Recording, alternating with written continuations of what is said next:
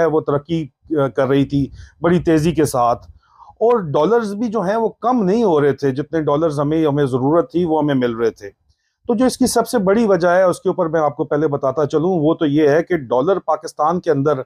जो जरिया सबसे बड़ा है भेजे जाने का, वो ओवरसीज पाकिस्तानी है। वो ओवरसीज पाकिस्तानी की बैरून मुल्क तरसीलात हैं जिसको रेमिटेंसेस कहते हैं, और इमरान खान की दरख्वास्त के ऊपर वो रेमिटेंसेस जो हैं वो बैंकिंग चैनल्स के जरिए ओवरसीज पाकिस्तानीज भिजवा रहे थे। हालांकि बैंकिंग चैनल्स के जरिए भिजवाने में बहुत दुश्वारी पेश भी आती है,